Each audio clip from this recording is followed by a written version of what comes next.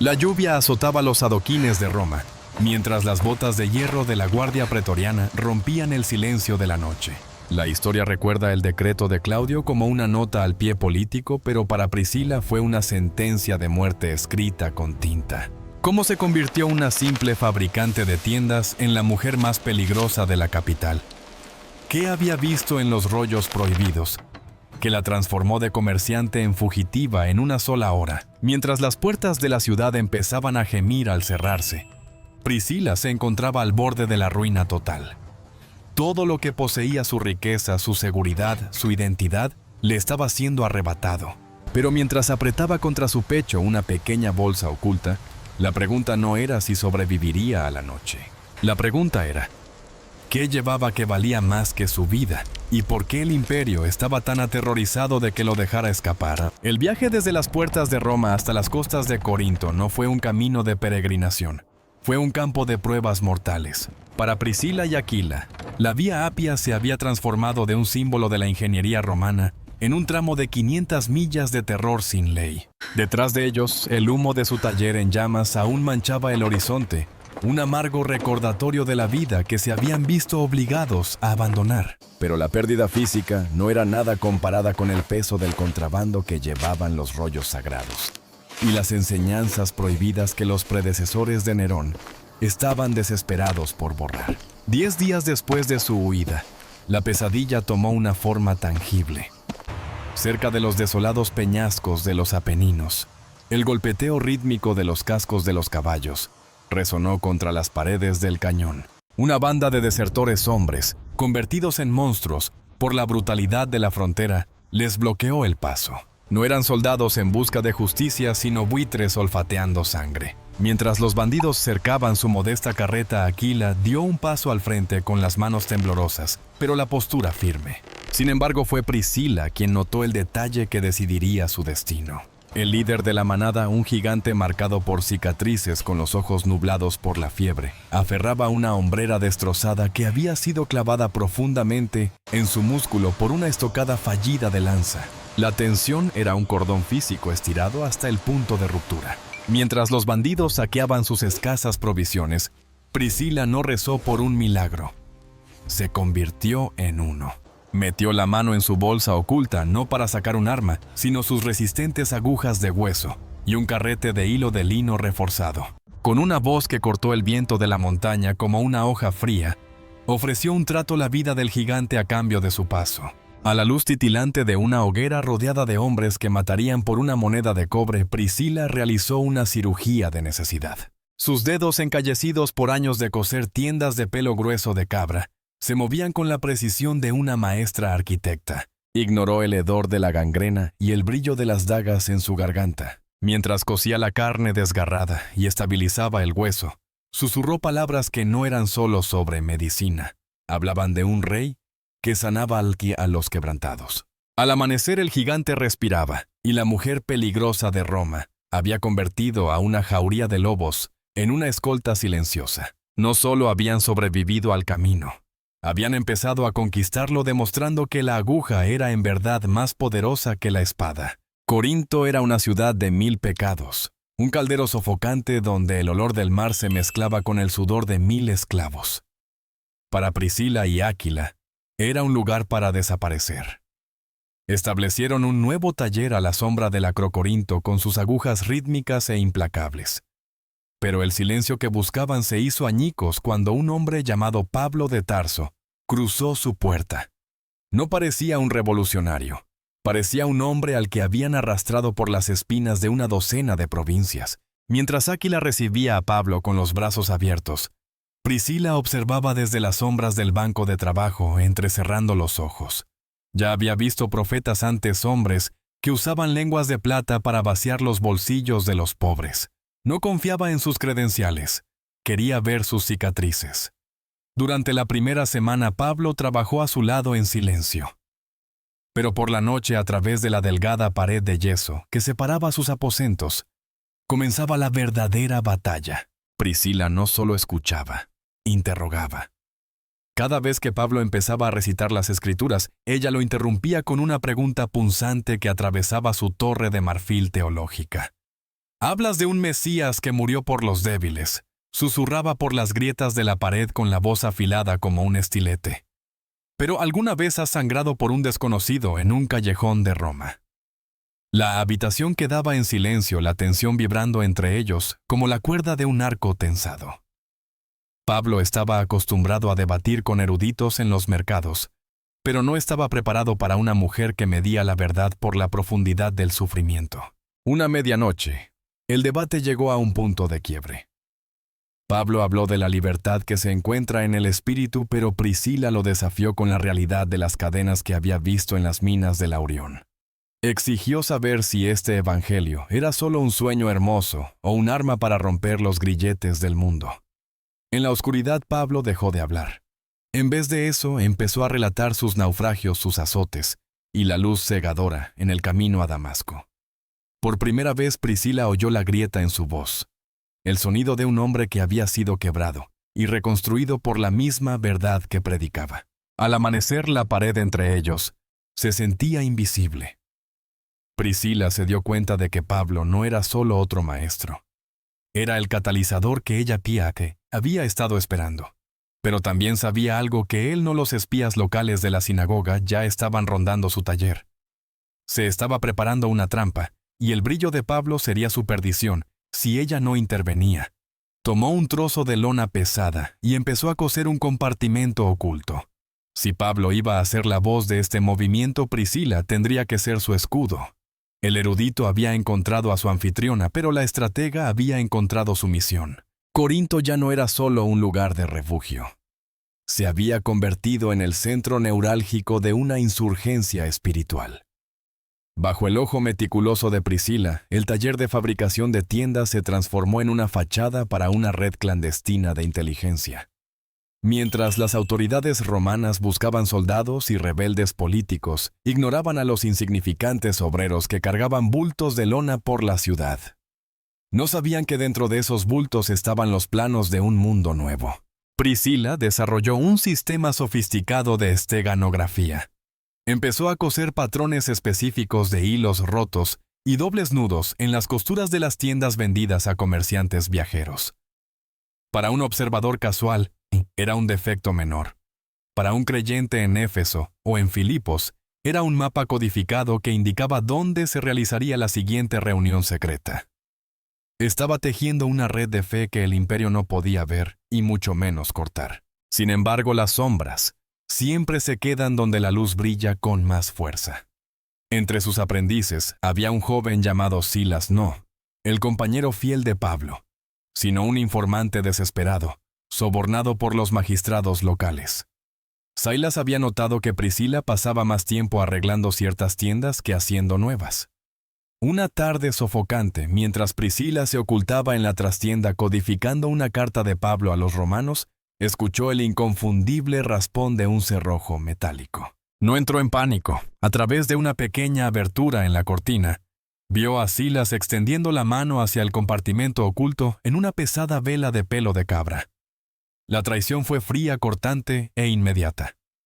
Si esos documentos eran encontrados, Pablo sería ejecutado antes del atardecer, y la iglesia de Corinto sería estrangulada en su cuna. Priscila salió no con un arma, sino con una expresión aterradoramente serena. «La puntada que buscas no está ahí». Silas dijo bajando la voz hasta un zumbido grave y depredador. Silas se giró de golpe pálido. Afuera, las pesadas botas de los guardias de la ciudad ya resonaban sobre los adoquines, alertados por la señal que él había dado antes. La trampa se estaba cerrando. En un destello de brillantez de una fracción de segundo, Priscila no lo atacó. En cambio, se clavó una aguja en la palma, dejando que la sangre cubriera los mismos documentos que Silas intentaba robar. Cuando los guardias irrumpieron, solo encontraron a una mujer torpe atendiendo una lesión de trabajo y un montón de retazos de cuero manchados de sangre arruinados. Interpretó el papel de comerciante angustiada y sobrecargada con tanta convicción que los guardias se burlaron con asco y se marcharon. Silas, paralizado por su determinación y por la visión de su sacrificio, comprendió que no estaba tratando con una víctima, sino con una comandante. Priscila había salvado la misión, pero ahora conocía el costo. El enemigo no estaba solo en las puertas, Estaba sentado a su mesa. El aire en Éfeso estaba cargado con el olor del incienso del templo de Artemisa y la energía eléctrica de un nuevo titán intelectual. Apolos había llegado. Un hombre de Alejandría con una voz como trompeta de plata y una mente como un laberinto de filosofía griega, estaba conquistando a la ciudad. Pero mientras Priscila lo observaba hablar desde las sombras de un pórtico de mármol, ella no escuchaba la música de su voz. Escuchaba el silencio de su alma. Conocía las escrituras, pero no conocía el fuego. Apolo era peligroso. Su brillantez estaba atrayendo multitudes, pero su mensaje era incompleto, una verdad a medias que podía llevar al movimiento naciente a un callejón sin salida de simple filosofía. Priscila sabía que una confrontación pública solo lastimaría su ego y dividiría a la comunidad. Necesitaba otro tipo de campo de batalla. Lo invitó a su taller no para una lección, sino por un asunto de oficio. El encuentro duró 3 días y 3 noches. Fue un asedio brutal intelectual. Apolo llegó con la arrogancia de un hombre acostumbrado a ser el más inteligente del lugar, recostándose contra una pila de pieles crudas como si fueran un trono. Habló de lógica del bautismo de Juan y del orden cósmico. Priscila lo dejó hablar hasta que se le secó la garganta. Entonces ella atacó. No usó rollos. Usó el mismo cuero en el que estaban trabajando.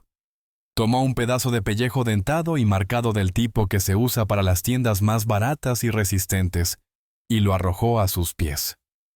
Hablas de un dios de ideas. Apolo susurró con su voz resonando en el taller vacío. Pero nuestro Dios es un Dios de cicatrices.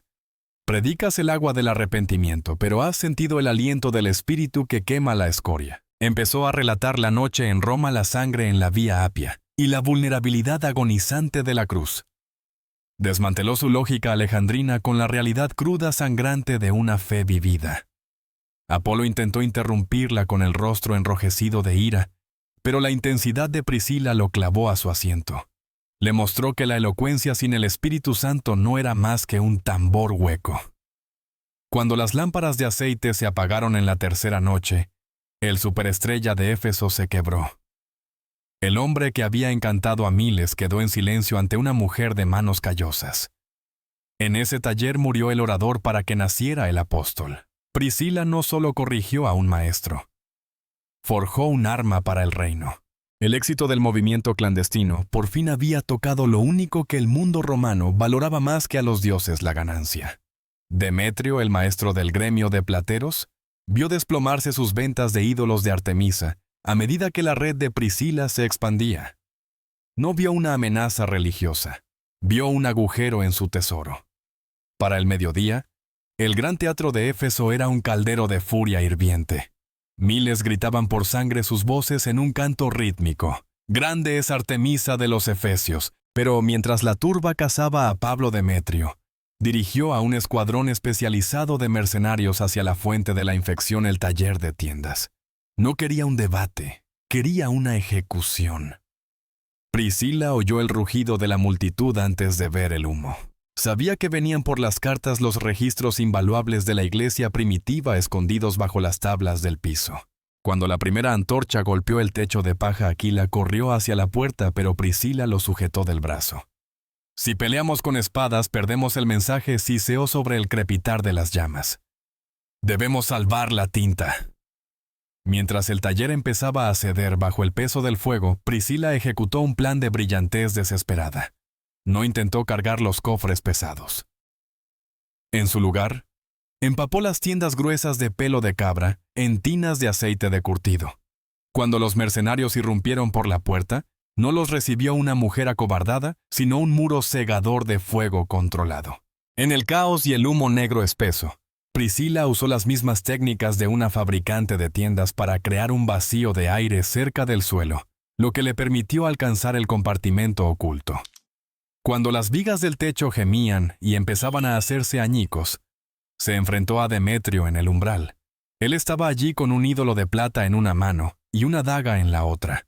«Tu Dios no tiene templo», se burló Demetrio con el fuego reflejándose en sus ojos codiciosos. Priscila se mantuvo erguida con la ropa chamuscada y el rostro manchado de ceniza.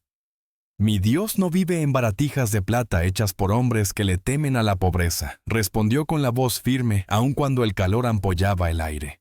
Vive en el corazón de la gente que tú no puedes quemar. Con un último tirón calculado, jaló una lona pesada empapada en aceite sobre el líder de los mercenarios, apagándole la antorcha y sumiendo la entrada en un instante de oscuridad sofocante.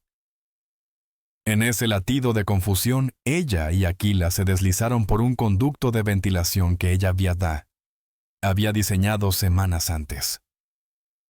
Salieron a los callejones de Éfeso iluminados por estrellas oliendo a humo y a victoria. El taller era una ruina, pero los registros estaban a salvo apretados contra su pecho. Demetrio había quemado la madera, pero Priscila había salvado el alma de la misión. Roma, Sidiete Toto, se había convertido en un matadero.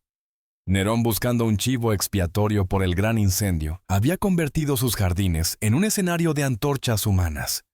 Priscila y Aquila habían regresado a la boca del lobo, no por imprudencia, sino para preservar el latido que se debilitaba de la iglesia de Roma. Pero la red se estaba cerrando.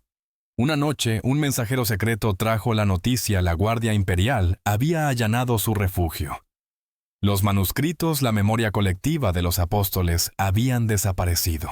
Priscila estaba de pie en el centro de una bodega fría de piedra, comprendiendo la realidad catastrófica. Si los rollos eran destruidos, la historia de Cristo quedaría enterrada bajo las cenizas de Roma. Pero ella era una estratega del espíritu. Durante años había cosido las palabras de Pablo y los recuerdos de Pedro en lo más profundo de su alma. No necesitaba la tinta, ella era la tinta. El clímax llegó cuando los guardias arrastraron a una joven creyente llamada Julia hacia las estacas en el jardín de Nerón. Priscila no se escondió. Dio un paso hacia la luz de las antorchas, vestida con las humildes ropas de una costurera, y exigió una audiencia con el principal magistrado del emperador. Ofreció un intercambio que confundió la mente romana.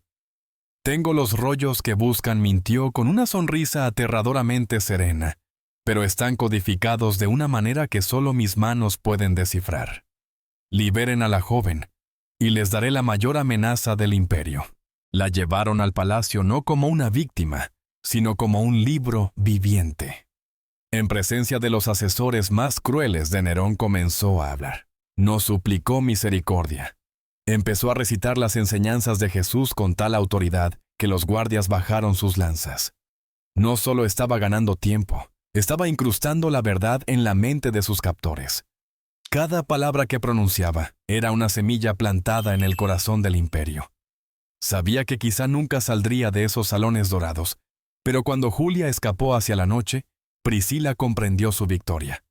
Podían quemar el pergamino y podían quemar su cuerpo, pero no podían quemar la memoria de una mujer que había convertido su mente en un santuario para la palabra eterna. Los libros de historia de Roma fueron escritos por emperadores y generales hombres, que creían que el poder se medía en piedra y sangre. Pero mientras los siglos erosionaban el Coliseo y convertían el palacio de Nerón en polvo, permaneció un tipo distinto de monumento. Priscila no dejó una catedral ni una estatua. Dejó un plano para un mundo donde los insignificantes eran los más poderosos. En el crepúsculo de su vida de regreso, en un taller silencioso lejos de los ojos entrometidos de los guardias, Priscila llevó a cabo su último acto de desafío. Sabía que los nombres de mujeres y trabajadores a menudo eran borrados por las plumas de los historiadores oficiales. Así que tomó su aguja más fina y en los forros internos de las tiendas que confeccionaba las partes que mirarían al viajero mientras dormía, bordó los nombres de las hermanas, los esclavos y los marginados que habían edificado la iglesia. Era una historia secreta, escondida a plena vista, llevada hasta los confines de la tierra por mercaderes desprevenidos. La historia de Priscila no termina con un gemido, sino con un rugido de silencio. Demostró que una mesa de cocina podía ser un altar, un taller, podía ser un santuario, y una mujer con una aguja podía ser más peligrosa para un imperio que un ejército. Le enseñó al mundo que el liderazgo no se trata de estar sobre un pedestal, se trata de abrir una puerta. Hoy, cada vez que alguien le dice la verdad al poder, en una sala silenciosa, o un maestro vierte sabiduría en un estudiante en un rincón olvidado, La llama de Priscila vuelve a titilar. Fue la arquitecta de lo clandestino, el puente viviente entre la palabra antigua y el alma moderna. Su mensaje para nosotros es claro. El mundo puede cerrar las catedrales, pero jamás puede cerrar el corazón de quien ha visto la luz. La aguja sigue moviéndose. Ahora la historia es tuya para coserla. La vida de Priscila plantea una pregunta inquietante para nuestro mundo moderno. ¿Estás esperando un título para liderar, o estás listo para convertir tu rutina diaria en una misión sagrada? Ella no tenía un púlpito, y aún así su influencia derribó imperios. No tenía una corona, y aún así forjó el futuro. Hoy tu taller quizás sea una oficina, un salón de clases o una pantalla, pero la aguja de la verdad está en tus manos.